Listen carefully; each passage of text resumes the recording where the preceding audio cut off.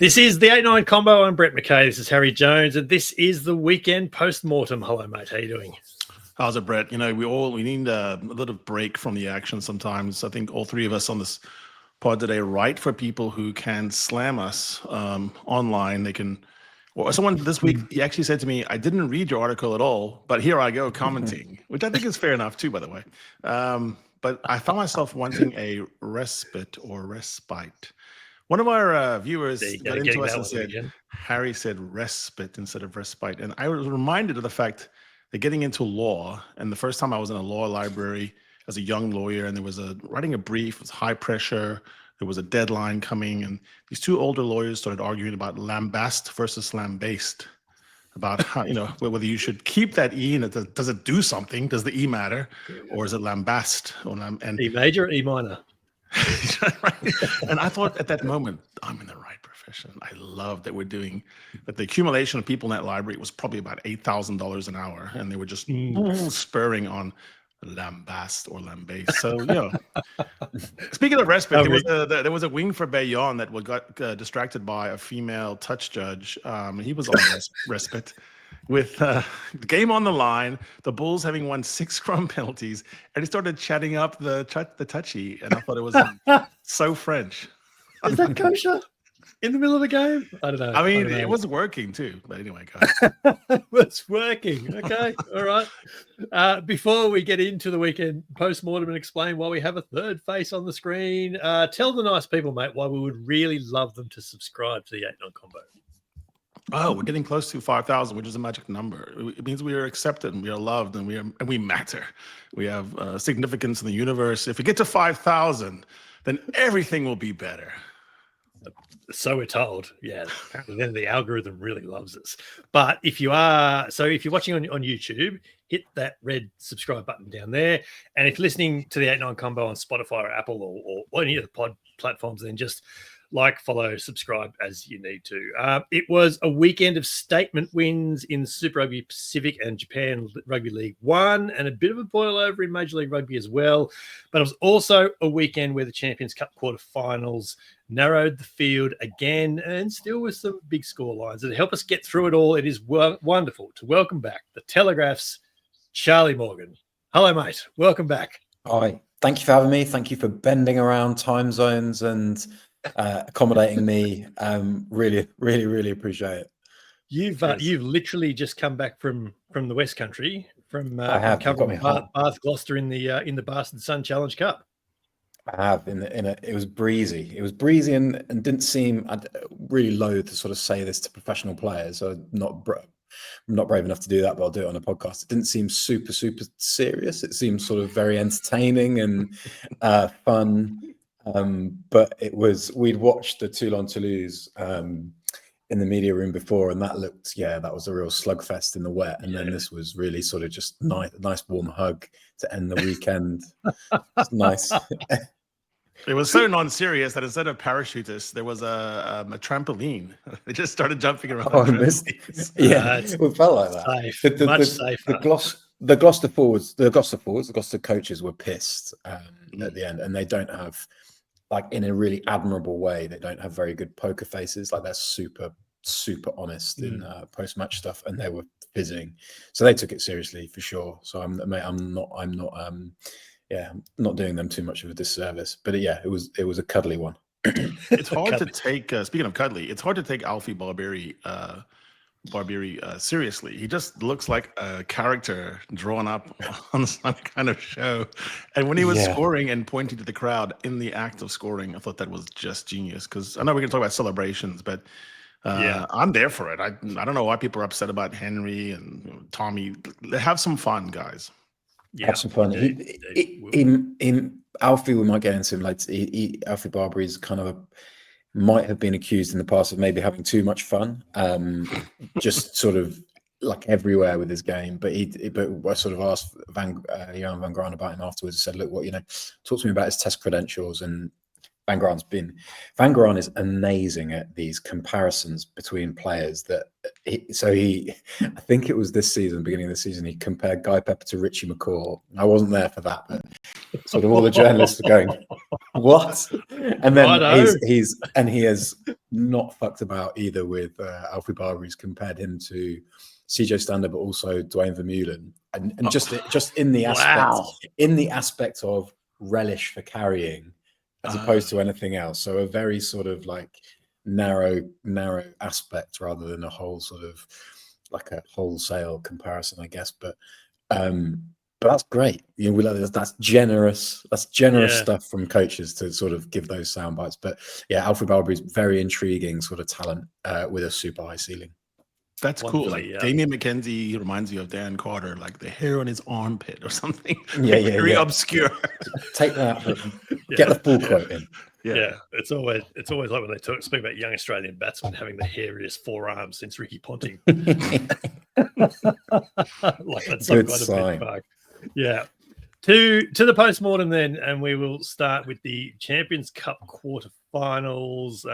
And well, look, you know, there was a couple of thumpings in there. You know, Leinster put 50 on Glasgow. 47-29 was Bordeaux beating Munster. Northampton gave Cast a bit of a thumping as well. And then the aforementioned slugfest, Toulouse with a Thomas Ramos penalty in the 79th, 80th minute, Harry, maybe to win it, 21-18. That was a ripping game. It's not easy when you miss that many in a row. And you know, yes, and we probably should touch on that. We probably should touch on that. Yeah, and then someone goes, "No, you got it." You got it. He's been written up as a match winner. He'd missed 3 before that, and one only a couple of minutes beforehand that looked shaky. And he thought, "Oh, geez, maybe it's just not his day." They win another penalty, and I thought for sure they were just going to kick for the corner and line out drive and barge over that way. But no, they're pointing to the post straight away. I'm going, really? Because it was only about 5 or 10 meters in from touch as well. It was a hell of an angle. Doubting Thomas. We've seen him for many years, and we've never doubted him. There's something about the way he strikes the ball that even when he misses, you always swear later, no, I think he made it. This day, he didn't have that kind of assurance. And so I thought it was really spellbinding and gutted for Gabin Villiers, who dropped the kick that preceded that and then scrambled around and mucked around and got caught in coffin corner.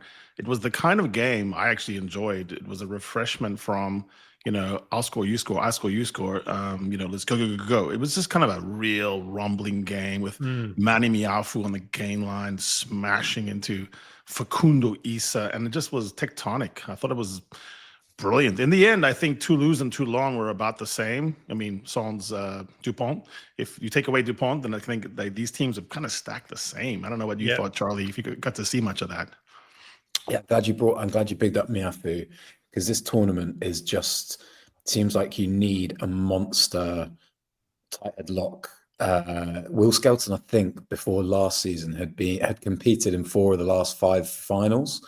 And he won 3 of them across 2 different clubs for Saracens and La Rochelle. So it's sort of feels like Miafu has taken over from Skelton as just this. A couple of Miafu's like work on the gain line. The ball looks just tiny in his paws, doesn't it? And he just looks like but he also looks like he's got so much time to twist out of tackles and lift these deft passes. He got a maul turnover today that it just looked like, again, a dad and lads game. I did Toulon and Toulouse last week, and he smoked. George Ford is a tough nut. But Miafu gave away like an avoidable ruck penalty, shall we say, and then took it out on George Ford as Sale were trying to play on penalty advantage.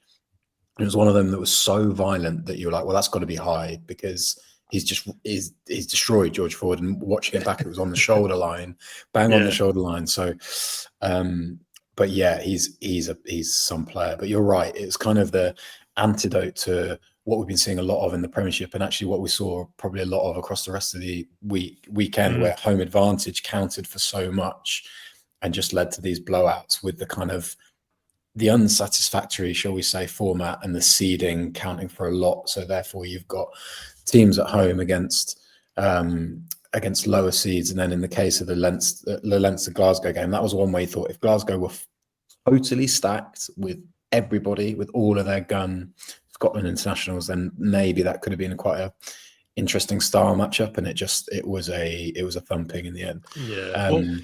We've given Brett the Australian lock kind of vibe. What about South African Jacques Nienaber, who in an era when it's all stacked in favor of attack, there's been 257 Champions Cup knockout matches.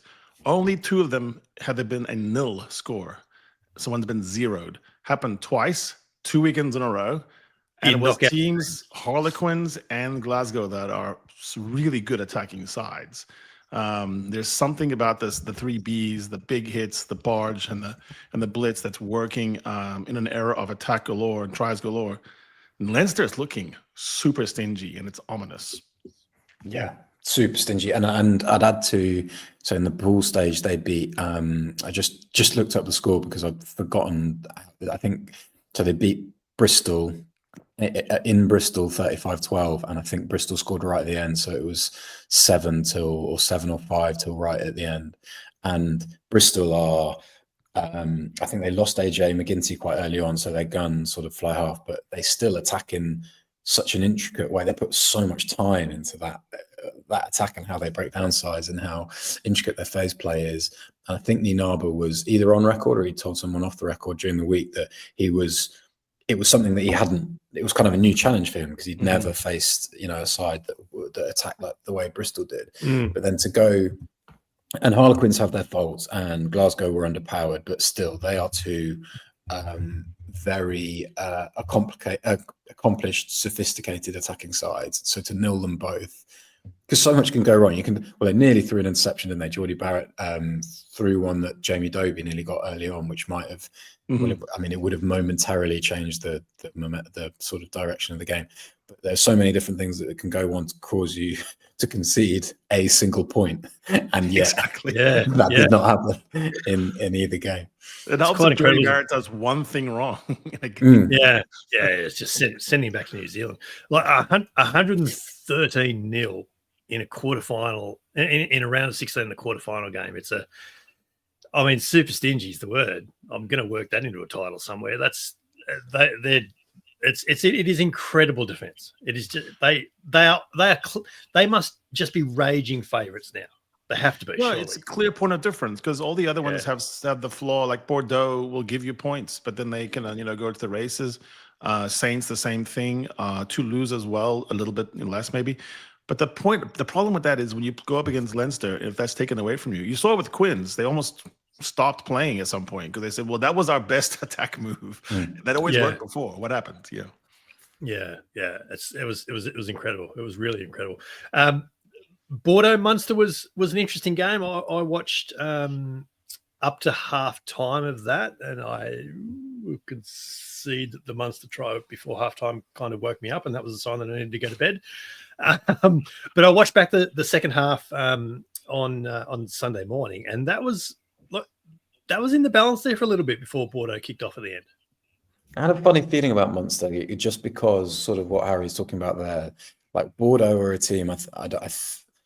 This might really make me look dumb further down the track, but I just feel like they're not as far along as sides like Toulouse and Leinster and La Rochelle have sort of graduated and then got over the hill. You sort of this tournament, like any others, but it may be more so here. You need a lot of kind of late stage pain to kind of learn how to win this tournament. And it's a very particular tournament to win. You've got to have a massive budget, a very deep squad. You've got to have very, very big men. And I just feel like Bordeaux are probably a year away at least. And I thought Munster would take them really deep. And they did until that BLBRE. But for Munster to get as close as they did, and for them to have to be killed off by that BLBRE try, whenever that was, I think around 70 minutes, despite having a fuck show of a line out, so for them to get that far just shows, I think, how sort of where Bordeaux as far as sort of being an amazingly talented side who are even Jan van Grant spoke about it today, actually, just they're almost redefining how transition rugby looks, because they make it so simple. They have Jalibert back as sort of like don't even know how you'd call it, like a deep holding midfielder in football who sprays passes around, who sits deep, and then off those transitions, he just finds Penno and BLBRA as fast as he possibly can. Yoram Moefana, their centre, has gone to a level I didn't think he had. He's been fantastic. I want Pete Samu involved in the Lions tour somehow, some way. He was so good. He was so good. I was doing my very best to try and clip a screenshot so I could send it to a mate here in Canberra, just to let him know that Pete Samu, A, still tucks his jersey in, but B, is 40% playing kit and 35% strapping tape now. Because that's basically what holds him together. But, oh, my goodness, he can play still. Yeah, there was a moment when Elton Yankees was completely strapped. Remember that he had only bandages and on his head. Yeah. So, yeah, Pete Samu was trying to take that title. I actually watched Bordeaux sprint backward, and this is where, so you kick to Bordeaux. Most of the time in rugby, we're all tired, so we wait for the fullback to catch and then run up and make us okay. Bordeaux sprints back and forms formations. It reminds me of the old All Blacks kick return, which was like a set piece. They had it all set up. Yeah. And so they all get in their lanes, and then they just go screaming down the field. And then you decide what you want to do. But he usually has 3 or 4 options. I thought that was extremely hard for Munster to call back in. I came away thinking Munster's got a shot, probably a year from now, if they can fix a bloody line-out, which is bizarre to me from the land of Paulie O'Connell that you don't have a line-out. But someone mentioned online it was the worst line-out of all line-outs in the history of line-outs, and the guy was from Munster, so I believed him. Yeah. No, it was it. Look, they because they got back to within 4 points, I think, early doors in the second half. So, on that play, it could have gone the other way. Yeah, it was really, really in doubt. So, yeah, it was interesting. So semifinals are set then. So Leinster will play Northampton. Bordeaux will play Toulouse. That's the weekend. So Leinster Northampton's the 3rd of May, the Saturday. The France game will be on the Sunday, and then obviously the final is on May 25 in Cardiff, which has been the source of much mirth for us over the last 12 hours or so. We're talking about Leinster selling tickets for the social final media post. So I get that, and what we're talking about is Leinster popped out a post about calling all rugby fans to Cardiff for the final, and they did it 12 hours after they'd won, and so very obviously and very quickly the reaction was, steady on, Tiger, you got to win a semi-final first. And of course it emerges that it's a contractual requirement of all the European participants. All the teams have to do it. But the thing about this is that it's got to be timed well, hasn't it? You've got to get the timing absolutely spot on. And the converse of this is that Glasgow popped their post out last Thursday, nondescript, middle of the afternoon, finals on in May in Cardiff. Here you go to get your tickets. Let's get on with it. They didn't even get a reply. So that's how you do it. Leinster have copped heat for this, which has been amusing. Yeah, I don't know whether it's whether it resets the contractual obligation after the semi-final, and you've got to do it at some point between the start of the semi-final. I'm not sure. And Marcus, who replied to me to tell me that it was in fact a contractual obligation, has been super helpful to me in the past with setting up features and things like that. And what I will say is that I'm sure when you get through that contractual obligation, you're going, cool, that's damage limitation. How do I make sure? And having away with that. having sort of wielded the logins for a few sort of official social media accounts with big followings previously, I can tell you that sometimes you're gonna cop heat with whatever. It's the what amuses me the most is it's normally football accounts, but if like a football account with a huge soccer, so if their team's getting pumped and they still have to update the scores, they get more and more minimalist. It's sort of like goal 4-0. The game's still going on. Yeah. Or sometimes they just pie it. I've seen NFL sides just like sack off a second half and then post the final score and just be like, yeah, look. Yeah, we would do the link. We would do the links to the post-match press, but you don't want to see it. It's horrible. No. To be fair, I took mine down that was making fun of them because Marcus reached out and told me the same thing in a nice way. And I go, I kind of feel bad now for just piling on you. But I did go back and look for interest, and Northampton never said anything of the sort at all ever. So I don't know how the contractual thing really works. I don't think Northampton have done theirs yet. They might be playing it safe.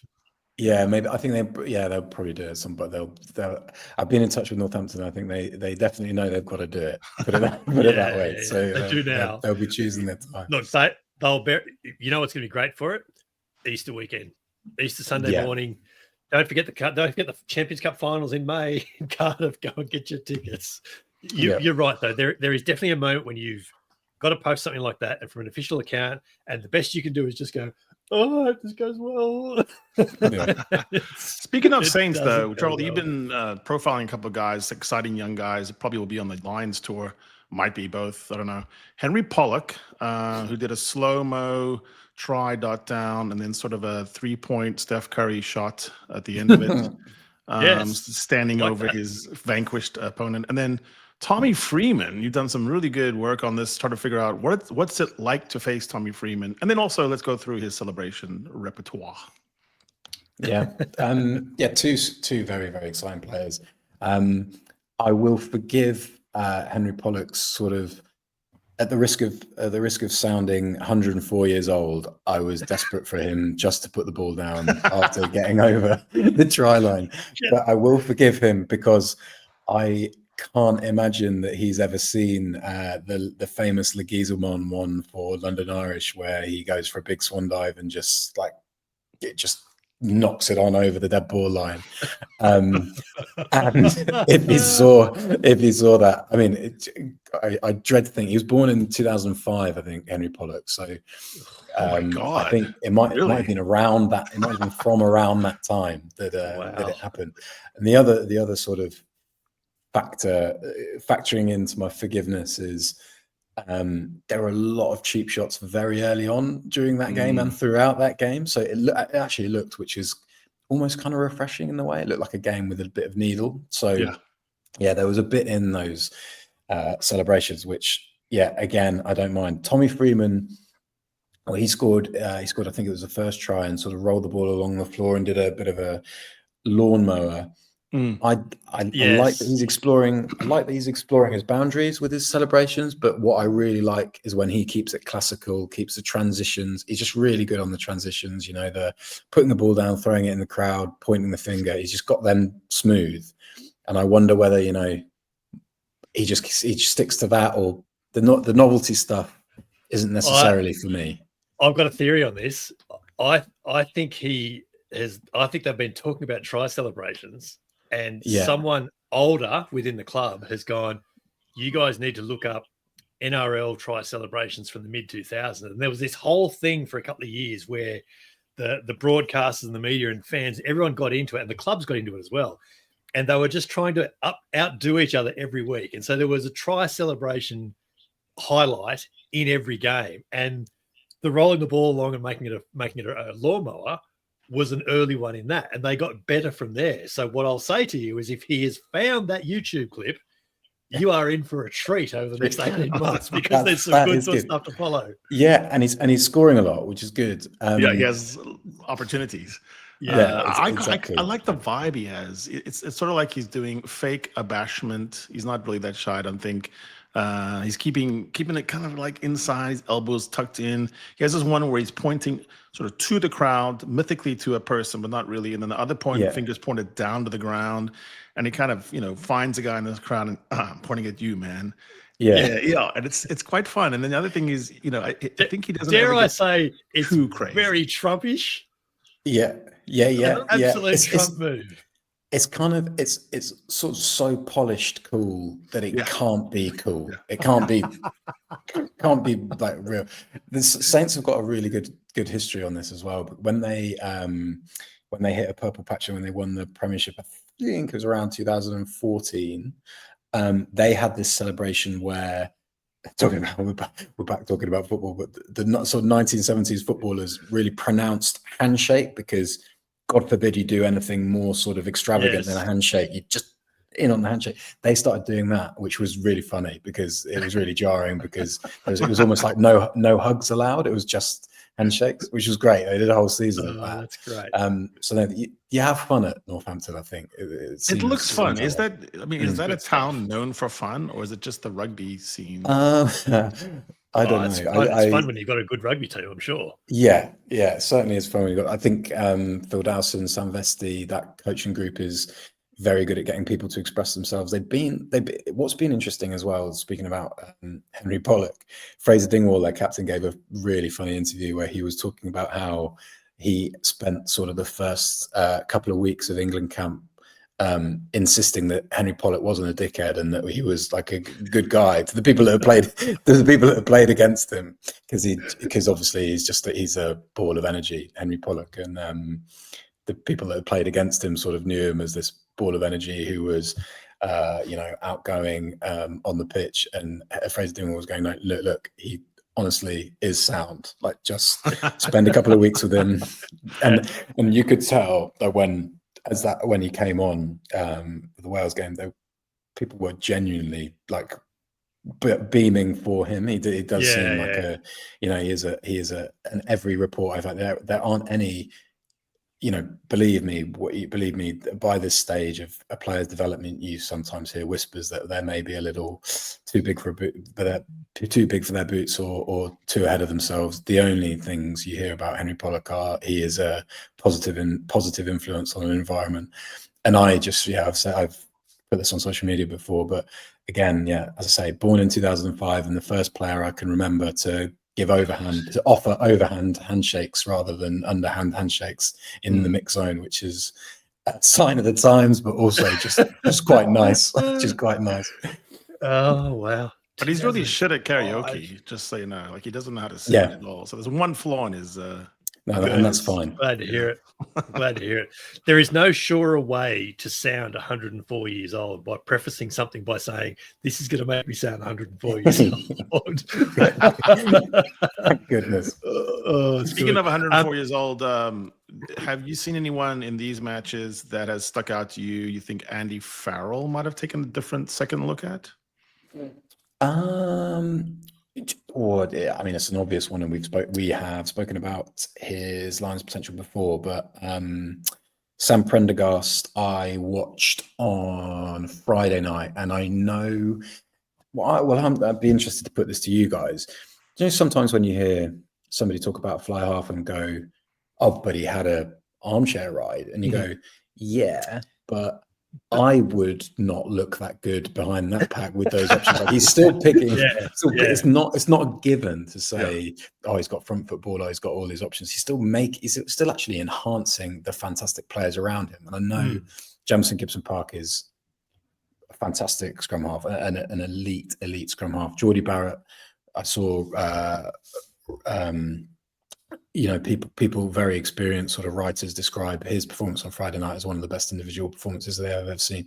RG Sneyman, fantastic. Joe McCarthy looking really good again. Josh van der Fleer, Caelan Doris, these guys look really refreshed after the Six Nations, notwithstanding all of that, Sam Prendergast just knitted it all together. We mentioned, I think, previously, his acceleration is a bit underrated still in his athleticism, because he's so languid on the ball and he can flick passes sort of 25 meters, no sweat. He's got all of those. He's got amazing kicking range. He's got all of those assets, and yet, he's also very athletic too. So his performance, in short, it made me, and somebody, it's quite kind of a cheeky suggestion maybe, but somebody suggested that Andy Farrell's going back to the post of Ireland head coach after the Lions tour, and he's got a World Cup in 2027 in Australia. Why would he not just take one or two picks just as a dry run? And I know that's not in the spirit of the Lions. However, it's Andy Farrell's going to do what he wants, and because who's going to tell him he can't? Yeah, but on the the Lions Australian of the angle, development Brett, tour is a concept. Yeah, but on the Australian angle, Brett, it is interesting when you think of a guy like Prendergast on those fields, linking up with Tommy Freeman, for example. So you have young Irish with English, and you go to the aerial game because he has such a variety of kicks that even though you might have Finn Smith off the bench or something, but having Sam able to open up the field, it almost feels like you wouldn't want to do that against Australia because of Joseph Akusu, Suali'i, and the other guys, but maybe that is the thing. You fight fire with fire. Maybe it is. It would be interesting to see him on those hard fields as well, Sam. Yeah. It's a good shout, and it's going to make Australia's 14-15 pairing absolutely crucial. No question at all. Yeah, no question at all. He's the only Sam's the only one that I know of right now that can literally stand in the pocket where everyone else stands. The wings in the right position, or whoever back three, whoever's fallen back, and he still gets it over their head. And they don't know it's going to go over their head. They don't realize. Right? They think they're in perfect position until suddenly they're not. Yeah, exactly. It's a booming cannon. I'll just say about that Leinster game, and Geordie Barrett was the man of the match. He must have beaten 6, 7, 9 players on countback. Jeez, that must have been a hard pick. Yeah. One 5 turnovers. Yeah, at least 2 or 3 jackals. One strip. It just looked like They're just different players. They're just overwhelming favourites. I mentioned you have just come back from the West Country. Let's touch on the Boston Challenge Cup, and then we can let you go and get some sleep. So Edinburgh beat the Bulls pretty comfortably, 34-28.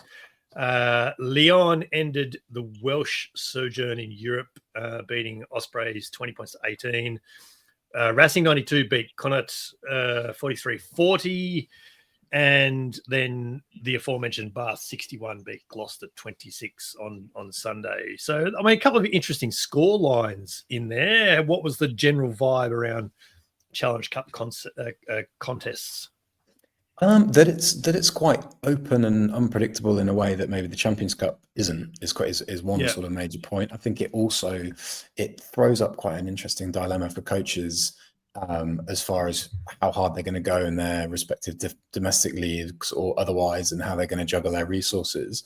And Bath have made me look stupid for the last couple of years, because I've sort of framed them as the one squad that in the Premiership that has the depth maybe to go on 2 fronts, and then they've bombed the Champions Cup both years after I've said that. So, but that obviously means that they drop into the Challenge Cup, and they mixed and matched today, and won by 45 points, whatever it was, and were good value for that.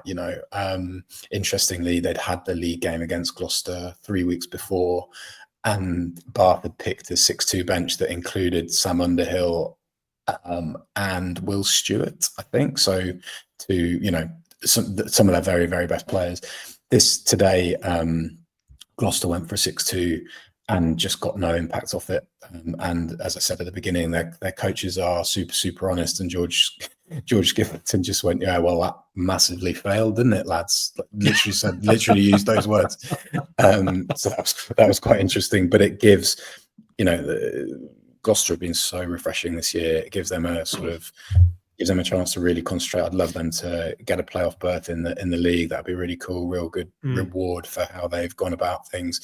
Elsewhere, sort of talking about the other ties, it means Bath go up to Edinburgh. Bath go to Edinburgh. Lyon host Racing in the other side. Yeah, so all of the so that's Finn Russell obviously going up to play against some of his Scotland colleagues, Jamie Ritchie and Darcy Graham, be to the fore there. That whole weekend, so the Champions Cup and the Challenge Cup semi-final weekend. That's the weekend before the Thursday that the Lion squad is announced.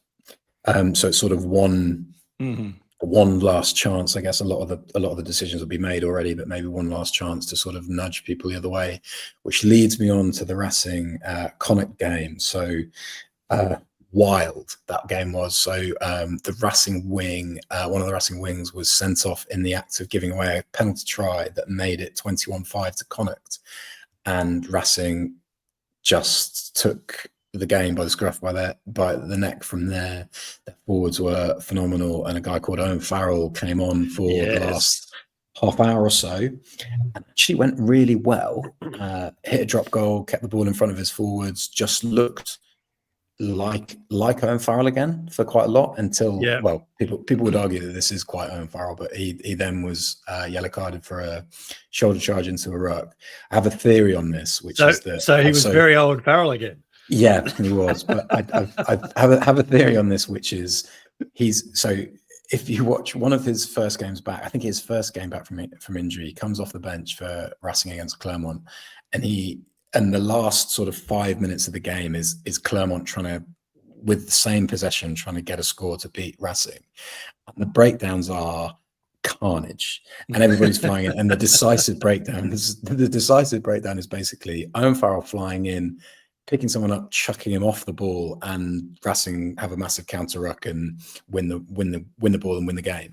And my theory is that basically he's been playing in the top 14 where it's carnage, and he actually from the incident that gets reviewed and leads to him getting yellow carded, Racing actually win a counter ruck turnover through him just bullying. I think it's the Conic right wing, but he does so illegally. But yeah, he needs to sort of recalibrate that. However, he now has 3 games. I imagine he'll go back. He's been on the bench behind Dan Lancaster, the son of Stuart, who was the previous head coach there. But I will be very interested to see whether he goes back to starting, and whether he does enough to sort of mount a late charge, because that's going to be the sort of, whatever way that selection goes, it's going to be a story. It's going to be contentious, And if I know Owen Farrell, he's going to play well enough to make it an issue over these next 3 weeks, I think. Yeah.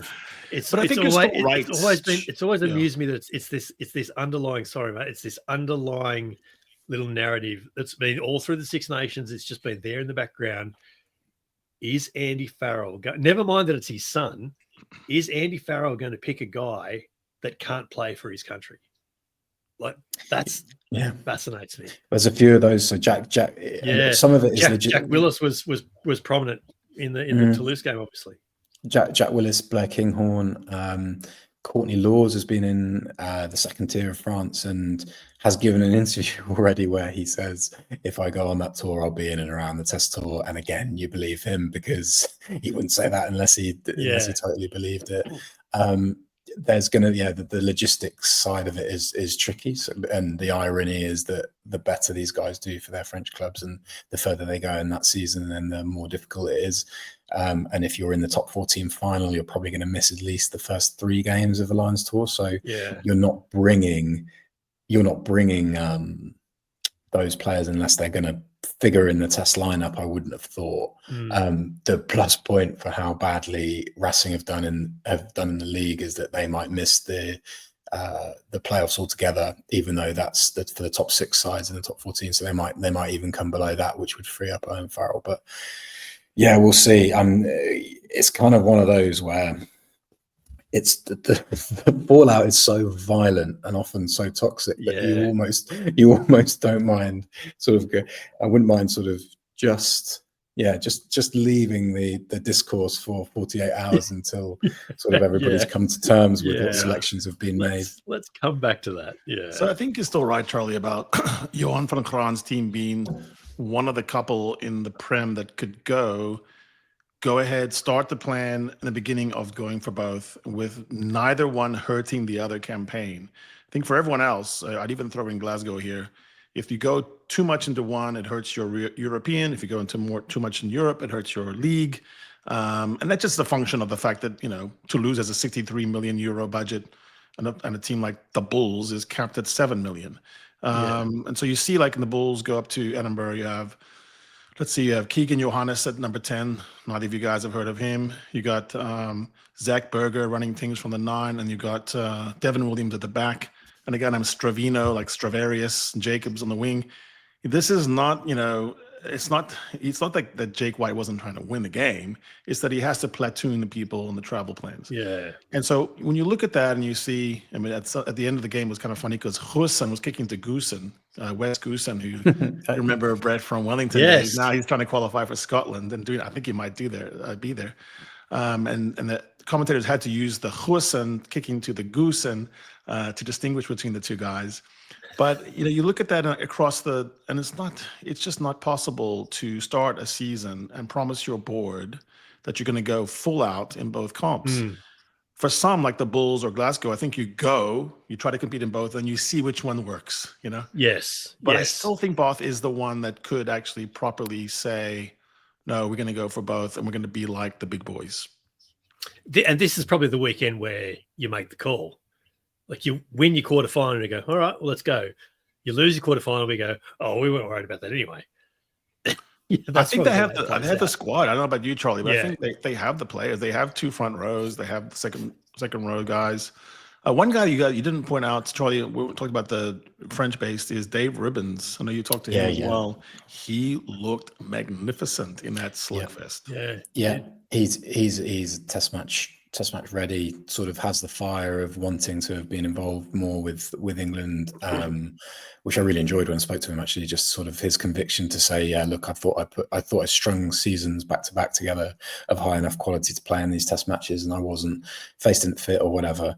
Yeah, absolutely. The thing with Bath is, I certainly agree, which is why I keep tipping them. But it works both ways. So Saints have just had injuries at bad. They would say, I think I'm right in saying that their budget squad wise is around 7th or 8th, even in the Premiership, which is not necessarily high at all. They really promote from within. They're really canny about who they bring in, and they back their very talented coaches to make those players better. And they have a very definitive way about how they play. Their title defense just hasn't gone very well. They've had key injuries at tricky times, and that means that they are now free to concentrate on the league. So they have this shot at Leinster. You would hope that they got very close to Leinster last season, albeit with Courtney Laws and with a lot of the players that have now left, Lewis Ludlam, those sorts of players.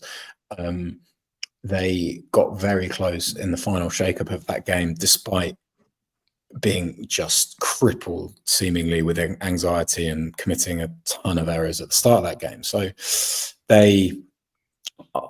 you would hope they've wiped that, and you would hope that they would, give it a better crack this year. They will have people like Henry Pollock was quite literally on a non-23 piss-up trip to Dublin to coincide with that, with all the academy guys a year ago. So now he's going to probably be starting that game. But they've got what they have got is, and what you definitely need, and what you are totally compromised if you don't have is that depth of sort of back five.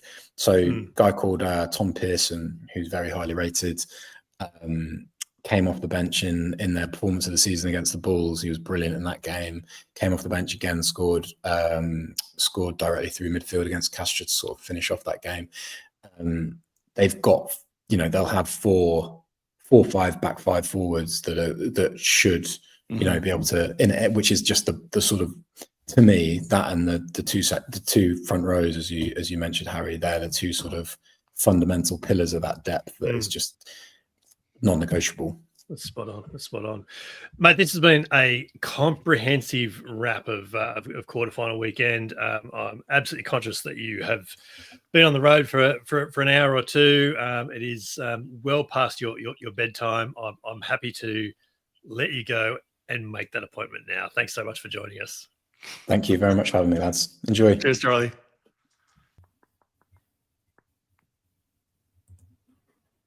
This is the 8-9 combo. This is the weekend post-mortem. Mate, that was great. So good to have Charlie Morgan on, busting down the European quarterfinals. I keep wanting to say semifinals, the European quarterfinals like that. And we've got some interesting semifinals coming in a few weeks now. Cannot stump Charlie on these European Cups. He's all about it. And follow him if you can on Telegraph. He's got a different style. I think he gets more in depth with some of the people, and that Ribbons interview, for example, or the interview with the opponents of Tommy Freeman is brilliant. So take it. Yeah. It's really, really, really good. It was a big weekend around the rugby world elsewhere as well. It was round 9 of Super Rugby, and I think the big takeaways out of that were a few statement wins, I would say. The Waratahs laid down a try of the year candidate in their 21-14 win over a surprisingly off Chiefs on the night. The Blues looked the most like reigning champions that they've looked all year, beating Moana Pacifica 36-17. And then the Brumbies, they won a battle of pragmatism and wet weather forwards play in that 39-26 win over Queensland. What did you make of Super Rugby from the weekend? Yeah, I thought it was the most important match of the season so far. Waratahs winning against the Chiefs, because I wasn't always sure while I watched it that it was so much that the Chiefs were underplaying, but that the Waratahs' defense was so stinging and aggressive that they were making the Chiefs play badly. And that can happen against Damien and the Chiefs. You can force them. The Blues did it a year ago, and so maybe the Waratahs just had a better game plan. But that final sequence, beyond the try of the tournament, the sequence where they just kept pushing the Chiefs back but not infringing was just genius. I would wrap that up in a package. I would have my players watch it over and over and over and say that was the best moment of 2 seasons. I think the Reds did stumble against the Brumbies. I'm not selling the Brumbies short, but I felt like the Reds put on one of their worst performances I've seen in a while. Yep. And then the Crusaders kept crusading. So it's kind of weird. Everyone's kind of getting in this bunch. And it's not really sure. If I had to pick a front runner, I might go with Crusaders right now. But I guess it's Chiefs and Crusaders. And then everyone else is in this, what we call the peloton. I know you did some work on that. And it's just a big bunch except for the Drua, Yeah. And I said we've talked about for and against, and I said that the for and against can be basically described 4 ways. It's either really healthy, it's handy, it's hazardous for the guys that are just slightly negative, and then it's horrible in the case of the Drua, who are like a minus 100. But handy would be like the Reds, I guess. Maybe. Yeah, the guys that are sort of 0 to 20 in positive territory. That's sort of a handy for and against that you can build up, but you could also lose. So, it's not without peril. And then the opposite is true of the hazardous ones. Theoretically, it wouldn't take much to make it positive, but it also wouldn't take much for it to blow out further, and then you're in real trouble. And it's going to be important because there's now that group of 6 teams that have got 5 wins or 4 wins. 3 or 4 wins, yeah. They're 3 or 4 losses, actually. They're in a win of each other, but the for and against are all over the place. So the Waratahs are only a point or 2 behind the Brumbies, but their for and against is like 60 different. So it's going to be a thing. I was looking at just like how many losses you got, 3 or 4, and what is the key loss number where you're pretty much in trouble. So when I kind of run that out there, I go, these next 2 weeks, next 2 rounds, there's a couple of teams that if they lost 2 of those, I think they're done already. Absolutely. So, and in 2 weeks' time, you talk about the Reds being off. We talk about the Blues looking very, very good again. The Reds host the Blues on 25th of April in 2 weeks. 2 weeks' time. That's now such an important game for both teams, and almost crucial. Could be season defining for both teams. Yeah, I agree. I'm looking forward to the social media of the Blues on that one too. So what do we come up with? Yeah, it'll be good. It'll be good. So the table as it currently stands, the Chiefs on 28, the Crusaders on 28, the Chiefs on 27, the Brumbies on 23, the Reds on 23, Waratahs 21, the Force on 20 to round out the top 6. So and our hearts out to our young brother Harry Wilson, who broke his arm again. Sorry to hear that. So and They really missed him, the Queensland. They really missed his ball carrying, and they really missed Filippo Dangunu out wide as well. And I tipped the Brumbies because they were there. I didn't think that the difference of their absence would be so big, but it was very, very clear. So it turned into kind of a naivete versus, like you said, was it Lonergan? There was some really canny play. And let's touch on that. Ryan Lonergan and Noah Lolosio had their best games of 2025, and Ryan Lonergan played maybe the best game I've seen from him in I don't know how long. He was so good. Played 80 minutes, and that was partly by design. The Brumbies admitted afterwards. Harrison Goddard had a bit of an injury from the week before, so they were trying to get Loners to go as deep as they could, and in the end, it just made sense for him to stay on. Mr. Fundamental. He's a fundamental 9. I like him. He has that kind of knack of doing the right thing at the right time, which I think is really precious. I think sometimes some of the highlight guys, who do tape will do some more of those. He just comes around the corner and he runs. But Lonergan gets the ball to the next guy on time in the right place. I like that. And quicker. Nailed that 49-meter penalty as well, and that's always a good sign that when he's kicking well and kicking long like that, he's generally playing pretty well. It was week 17 of the League One in Japan, and if there's a theme to the scores, mate, it is boilovers. The Dynabors beat Cannon Eagles 38-28.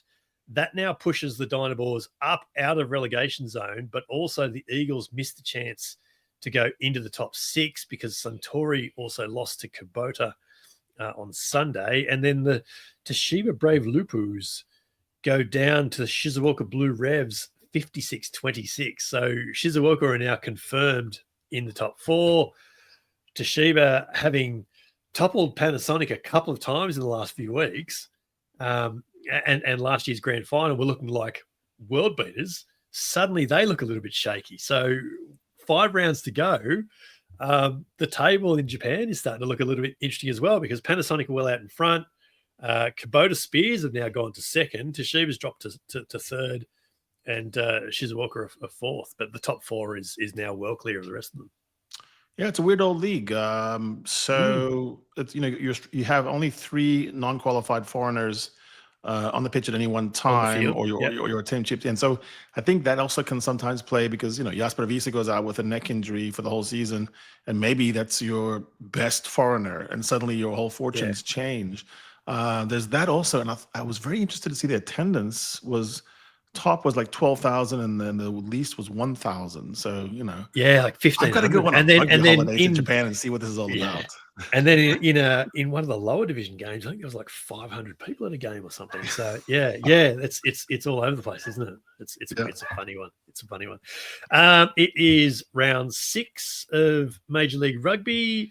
San Diego Legion suffered their 3rd straight loss now. The Miami Sharks spanked, man. They did get spanked. Yeah, 39-12 by Free Jacks. Free Jacks. Miami Sharks 31 beat the goddamn Houston Sabercats 22. That's a boil over. Don't look away from Miami. They are coming on. They got some really good players, good coaches. They're going to be something. Thomas Kubeli and a whole band full of Argentinians, isn't it? Exactly. RFC LA went down to the Utah Warriors. The Warriors are now 2nd in the Western Conference. Sorry, that's the wrong slide there. And then Chicago won the late game, beating Anthem RC 28-20. So it's done interesting things to the tables. Chicago are on top and 6 points clear in the Eastern Conference, but it's a bit sort of bunched after that. The Free Jacks, Old Glory, Nola Gold are within a win of each other. In the Western Conference, though, now, Houston are on 28, Utah Warriors 26, San Diego 26, RFC LA 24. So the top 4 separated by a win. The definition of parity there. Yeah, absolutely, which is fantastic. Well, like 1 point before, and there's still obviously it's only round 6, obviously, but 1 point between 1st and 4th in a conference is a good sign. I think that's really good. Anything else to wrap up this weekend, mate? This is our meatiest, biggest, most comprehensive weekend post-mortem ever, I think. No, I think I need a post-mortem. No, that was brilliant. Love Charlie on. Charlie's always good money, and like I said, everyone read him because he does different analysis. I know you got some articles out brewing. I just did one on sevens and how we're wasting money on that. So that went try to read us everywhere we are. Yeah. I've got my profile with Matt Fassler went really well on Rugbycast last week, and I've spoken to Western Force hooker Nick Dolly in the last week or so. So that's coming out this week as well. He's got an interesting backstory, how he ends up in England and then how he ends up back in Australia is really interesting. So keep an eye out for that midweek. But a huge thanks to Charlie Morgan for joining us. Go and find his stuff on the Telegraph. It's all fantastic, and it's all absolutely worth you following.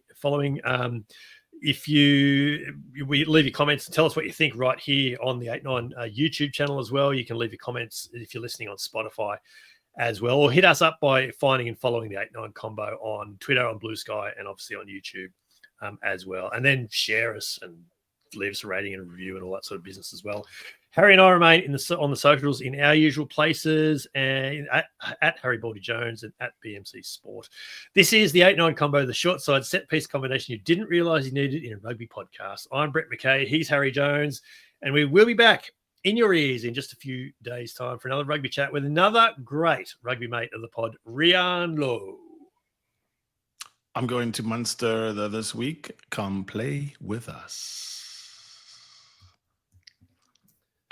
Oh, cool. I'm going to sneak in the press conference for the Bulls. Got a question for Jake White?